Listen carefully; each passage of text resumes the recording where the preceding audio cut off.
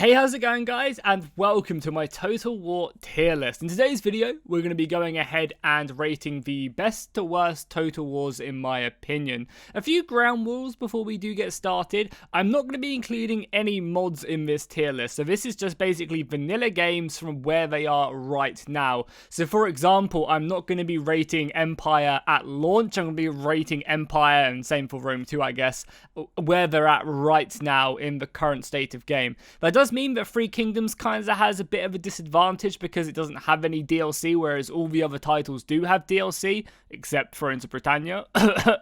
But yeah, we're going to be rating from best to worst, as well as that. So as well as rating them from where the games are right now, I'm not going to be including mods because I feel like some games have a lot more mod support. If this video does well, I'll be happy to redo the list with mods included. I mean, it's pretty obvious Medieval 2 would just be an S+++ tier, but yeah, I think that'll be a good setup, just not doing any mods. This is just vanilla games from where they are right now, including DLC. As well as that, there is a handful of games I don't necessarily enjoy on this list. However, I'm not going to penalize them because of that. I'm still going to, if I think it's a good game, I'm still going to rate it really, really high on the list. And if I think it's a bad game and I really enjoy it, I will rate it down low on the list. So that way, I think it should be pretty fair when I start ordering each of these games in order. There's also two games that I never really played. I've played all of these other games like 200-300 hours plus. However, Shogun 1 and Medieval 2, I've put 10 hours into them. So I'm just going to straight up stick them in the not played section. I kind of wanted to put them kind of high on the list because, Shogun started it all, so it deserves to be up there on the list. But for the most part, I'm just going to stick it on the not played section. I've also got two tiers down here, which I don't know if I'll use or not, because I haven't really decided where every game goes quite yet. I kind of wanted to think that out with you guys during this video. But there might be a game or two that, maybe I wish I didn't play. I kind of like these games more than a game I did play loads. Okay, so let's start off with Rome Total War, which I think kickstarted a lot of people's love for the series, and I think it deserves to be up here in the S tier, mainly because it just took such a great leap from Medieval Total War, Medieval 1 Total War, which we've got down here in the not played section, with the battles and the campaign, that it just really kind of stood there as like a beacon of, yeah, this is gaming, this is strategy gaming, and it's absolutely epic when you have, thousands of soldiers on the battlefield, epic speeches. The actual graphics aren't actually even that bad. Going back to Rome Total War now, it doesn't even look that awful considering how old the game actually is. I think as well as that, it just basically went ahead and provided a lot of strategy gamers with something that they never really had, with the awesome character development, the overall grand scale of the campaign. I also really liked as well the way that you actually unlocked factions in Rome Total War. I thought it was very cool that, once you destroy them, you actually go ahead and gain access to them. Nowadays, that would just be sold as DLC. So it's kind of just really cool feature that I guess kind of speaks of old gaming and the way that development happened back then. But I think for the most part, Rome Total War deserves to be in the S tier. It's, a great era. They did it justice. The battles were a huge leap from Medieval Total War. The cities actually felt alive. There was something that I don't know if many newer people to the franchise know, but there was actually a button in Rome Total War which you could click and it would take you to the city on as if it was a battle map, and you could just go around the city. That's so awesome. I mean, it's definitely quite needless, and obviously it makes sense why they got rid of it, but it was still really cool just to go down and go through your city streets. And I guess you could also do that to prepare for battle, which would be pretty cool. But yeah, definitely Rome Total War deserves its S tier ranking. Now, I think this is where we're gonna get a few people screaming at me, because I'm gonna stick Medieval 2 in the A category. It's not going to go into the S tier for me personally. Even though I think Medieval 2 is an amazing game, I think a lot of people forget that a lot of people who think Medieval 2 is the best Total War out there, I think what they forget is not many of them play as much vanilla as maybe they think they do. A lot of people play with mods, and don't get me wrong, if this was a modded tier list, it would be Medieval 2 would 100% be up here. I still think Medieval 2 is an amazing game, but I just don't think for me it goes into the S tier. Medieval 2 had an epic map, it had a ton of diverse factions, it had really cool battles. I think battle-wise, Medieval 2 definitely has some of the best battles in the series. It had really epic push and pull, but I feel like without mods, it just doesn't quite reach the S tier for me personally. And for you, it might, you know, for you, this might be literally the other way around. I think a lot of people would probably rate this like this. But I think, yeah, I think for me, the era and the overall campaign for Rome Total War is just, you know, there for me. And also, you know, Medieval 2 was built off of Rome 1's engine anyway, so a lot of the stuff from this game kind of laid the foundation for Medieval 2, so I feel like I have to stick Rome above of it. And, you know, that's just kind of, maybe it's because I like the period more, or maybe it's just because I played this, I've played Medieval 2 way more than I played Rome 1, that's for sure. I've got like over 1,000 hours on Steam, but I think for the most part, Rome will stay on the S tier, and Medieval 2 will stay in the A tier.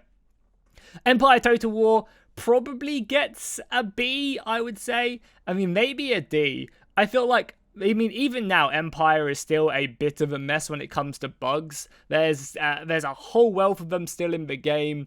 And I mean, as I said, we're not doing these tier lists from launch, but it was an absolute shit show on launch. It really, really was. And without Daft Mod, I don't think I could really play Empire Total War now, or maybe a few of the other mods that are out there. And as we said, this isn't a modded tier list. So I think Empire gets a B, but only because it, like, what it tried to do. I think it deserves to be a B, but maybe I'll change my mind later on if there's a few things that I think, like a few other titles that go into B. I might drop actually Empire down to a D, which should really be a C, because I replaced the C with the not played section, because I still enjoy Empire, and it did some really cool things, right? It added in naval combat, which was epic. Like, the naval combat was really, really cool. You know, and I think it definitely speaks to the era as well. The free theaters is something we haven't seen in Total War since Empire, and I think it's something that a lot of people want. I think, you know, future Total Wars will definitely be getting a Victoria Total War with the world and multiple theaters. I mean, it might even be something that enters into like Warhammer 3 with, you know, being able to go to all these different theaters. So I think Empire definitely laid the groundwork for a lot of the other future Total Wars, and definitely for Napoleon, which we'll get onto next. So I think for the most part, Empire, it's very much a buggy mess, even to this day. However, and without Daft Mod, I don't think I'd be able to play it like and enjoy myself. However, the ambition the game had, I think, was very impressive, and the fact that it is, you know, India, America, Europe, it has awesome naval combat in. It was kind of Total War's first look at this kind of musket line combat. He also had some pretty cool campaigns. The campaign for independence was actually really awesome, when you got to kind of go from the British fighting the Native Americans and the French in America, all the way through to, you know, American independence and stuff. I thought that was a really awesome campaign. So yeah, I think for the most part, it gets a B, but maybe it'll go down. Maybe I'll have to move like this not played section down one, and maybe I'll have to push this to like a C really quickly. Yeah, just something like that. Maybe I'll have to stick it at a C, but I think for now we'll leave it at B. Next is Napoleon. I think Napoleon gets a B. Maybe not though. Maybe it's like this. Because Napoleon is a much greater battle game than Empire. Like, it knocks the combat out the park, you know. The guns just work a lot better. The line combat is, you know, a million times better. The feel of the campaign, like, this was kind of really one of the first times that they focused on an actual person in Total War rather than like an era. You know, Empire, Medieval, Rome didn't focus on an individual person. They focused on kind of the era, the Romans, the, you know, medieval, you know, people, I guess, you know, colonization and Empire. But in Napoleon, it was very much Napoleon himself and Napoleon's conquests. And as good as I think that is, I really feel like it kind of made the campaign feel quite flat, because it's a very short time period, right? Like, the Napoleonic campaign goes on for like 7 years or something, and you can only play as 5 factions: England, France, Austria, Prussia, and Russia. Did I say Russia? Or Great Britain as well. So I feel like the campaign, like from going from Empire to Napoleon, you completely lost that amazing grand feel of the game. You know, you went from playing, 12, 15 factions, however many were in Empire, going over the entire, globe, India, America, Europe, to then just playing 5 factions on, in kind of half of Europe, I guess most of Europe, but like it cuts off some Russia and stuff. So I don't know, like without mods, I feel like Napoleon struggles. With mods, Napoleon is amazing. You got Napoleon Total War 3, you've got Darth mod, obviously. But I feel like without the mods, Napoleon just has to stick around, the C mark. So maybe, but I feel like I can't rate Empire higher than Napoleon, because like this had great vision, but Napoleon kind of did most stuff better, but lacked the vision of it. So yeah, I don't know. Like I feel like maybe we just stick them in the C and maybe I'll move them both. I feel like these games are rated the same. As like they kind of like this has amazing vision, this lacked vision. The battles were great here, the battles were okay here, but this was still really buggy. So I feel like they kind of are around the same level for me. But maybe we'll change them. Maybe like it would just edge above. I want to see what else I put in B. Shogun Total War 2 has to go in the S tier for me personally. Has to. And I mean, it's quite simple why it has to go in the S tier. It is probably the most polished Total War out there. On launch, it was really, really good. There wasn't any like major issues or anything on launch. It just came out, it worked, it was a ton of fun. There were obviously some issues, like with most Total Wars past, like the old ones, like Medieval and Rome. It did still have some issues on launch, but for the most part, it was much better than Empire or anything along them lines. As well as that, I can't say enough, like, how much Avatar Conquest is great for Total War.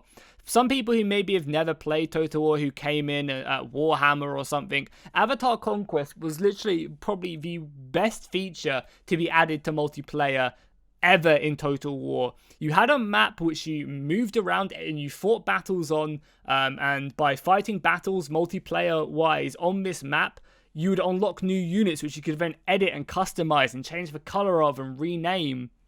As well as that, you had your own commander that you went ahead and you decided to rank up his swordsmanship, so he was a really good fighter or someone who could lead men in battle, who was a really good range commander. And that also so goddamn cool, because you could have your own personal army, and I think it's something that Total War 3 Kingdoms really lacks in multiplayer, which we'll get onto when we hit 3 Kingdoms at the end of the tier list.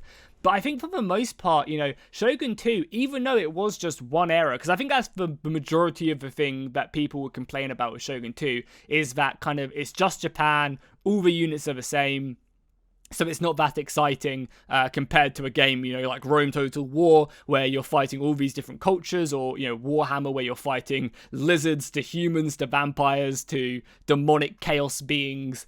But I think Avatar Conquest sorted that, because you weren't just fighting with these generic troops, you were fighting with your own personal army that you leveled up every single battle, and you would kind of strategically choose where like you actually went on the campaign map to unlock yourself new units for multiplayer. So I think Avatar Conquest definitely puts this in the S tier. But not only that, the actual campaign is really solid, and we are including DLCs as well, which is something I haven't really mentioned for any of the other games. Because I can't, these are mainly just, Napoleon and Empire are mainly just unit packs. Medieval 2 obviously had amazing DLCs with all the 4 campaigns. I thought they were really, really good. And Rome Total War had a bunch of, the Alexander campaign was good, was Brian Blessed, and you also had the Barbarian Invasion. So Rome Total War had some really good DLCs as well. But yeah, for the most part, the Shogun 2 DLCs are amazing. I think Fall of the Samurai is definitely, Rise of the Samurai is definitely an underrated campaign, and Fall of the Samurai is absolutely amazing. It's, it's probably one of their best DLC campaigns they've ever done, if not the best, and I think a lot of people would agree with that. It adds in so much flavor to the actual campaign campaign. The naval battles are amazing. It's the first time we actually saw like naval coastal batteries. You could use your fleet to bombard battles. It was just so goddamn good.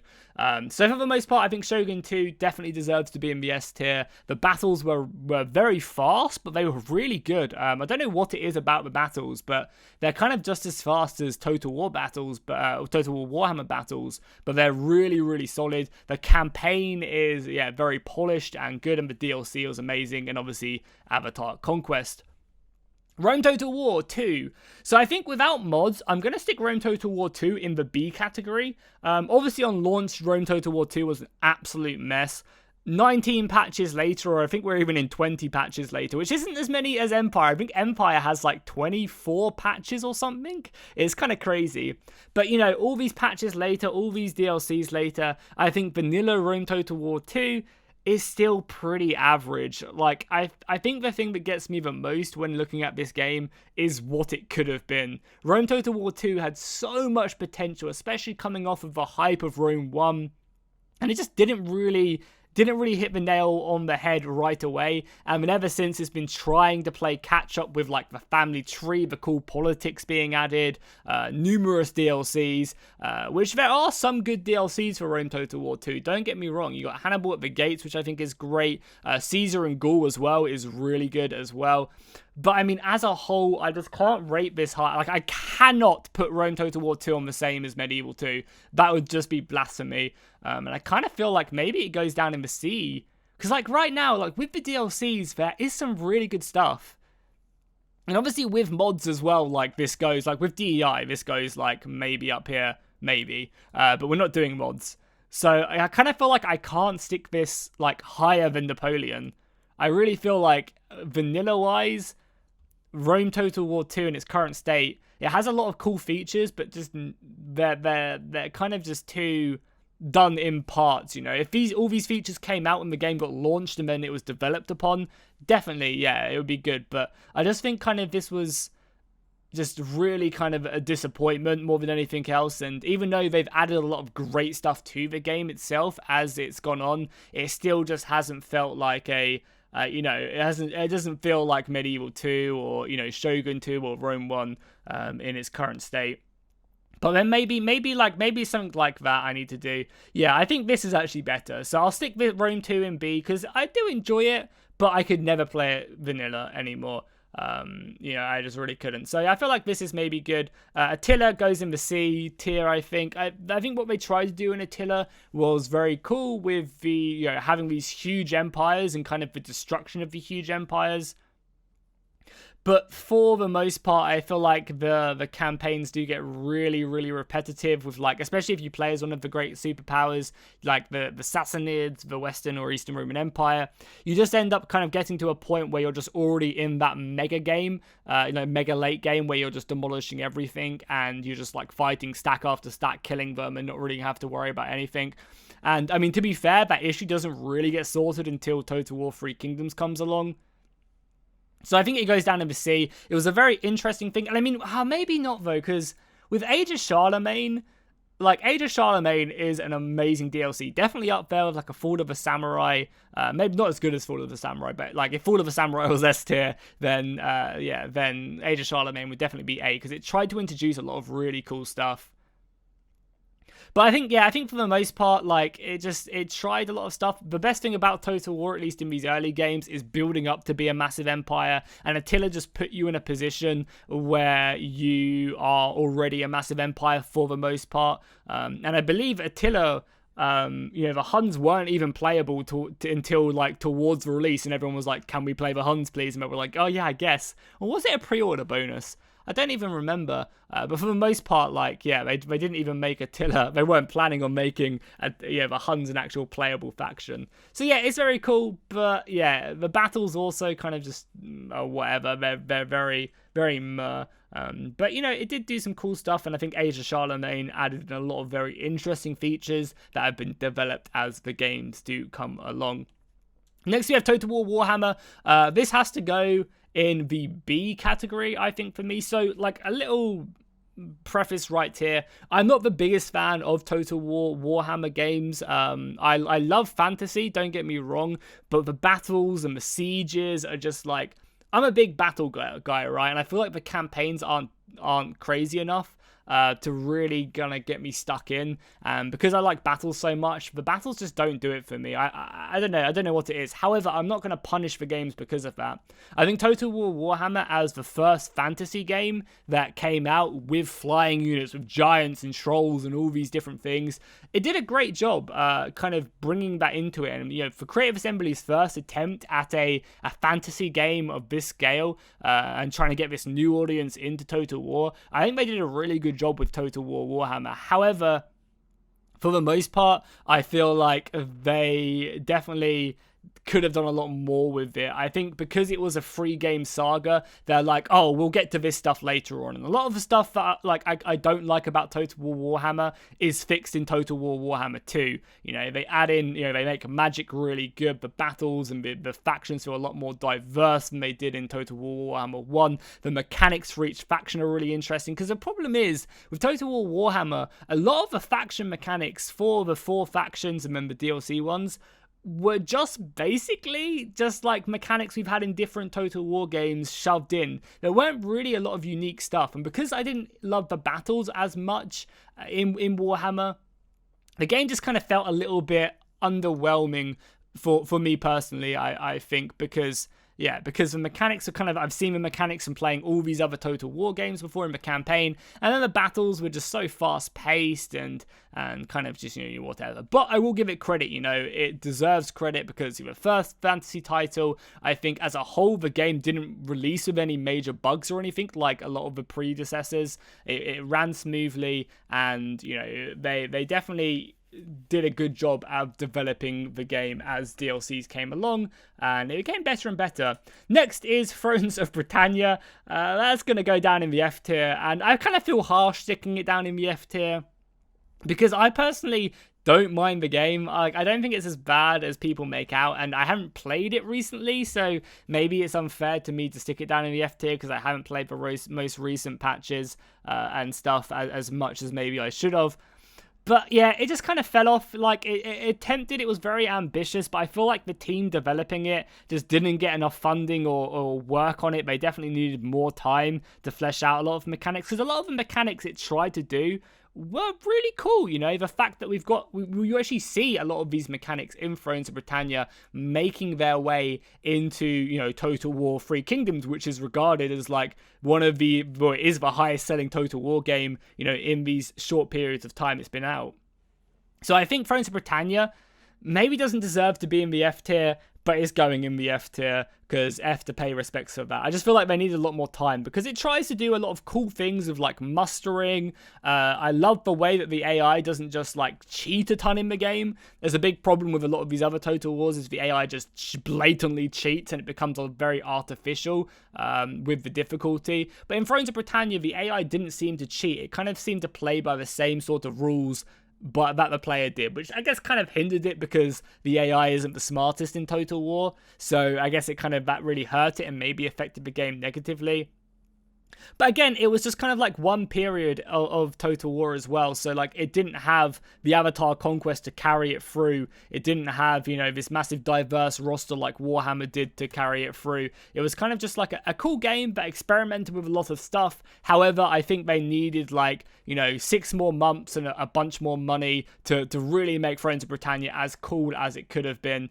And yeah, it definitely had a potential. It seems like they just didn't get enough money or funding or development on the game in total to really flesh out a lot of the features, because it just doesn't really have a lot of depth. This is kind of like the Imperator Rome of Total War, I think, for sure. Next is Total War Warhammer 2. That's to go in the A category. Again, as I said, I'm not the biggest fan of of the Warhammer series, but I can't fault Warhammer. The DLCs are absolutely amazing. They really go into depth with the DLCs, and adding in new mechanics like the Undercities is absolutely awesome. I feel like a bunch of the DLCs maybe should have been in at launch, with the Undercities and the Skaven, but we're talking about games at their current state in development, so I feel like, yeah, it has to go into an A category for sure. The campaign definitely feels different whenever you're playing any other faction. When you're playing Skaven, you don't feel like you're playing as the High Elves. You feel like you're playing a completely different campaign,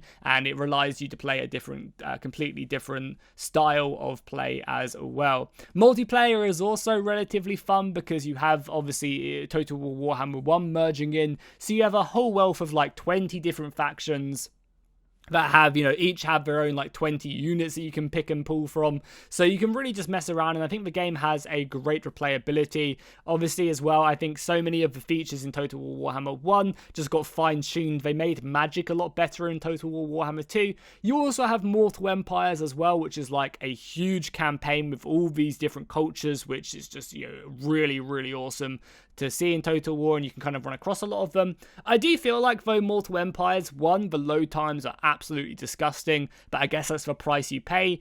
As well as that, I feel like half the time you don't really run across most of the other cultures. If you're playing in the old world, unless you go out of your way, you're very rarely going to run across like the dark. Maybe you will run across the dark elves because they're kind of around Ulth 1, but maybe like you're not going to run across the lizard men. But I guess then you also have the last defenders, so maybe that's a false comment, because I guess you would run across a bunch of these, but I feel like you don't necessarily run across as many cultures as you could, but I guess that's just, it's a huge campaign, so that's just what it is.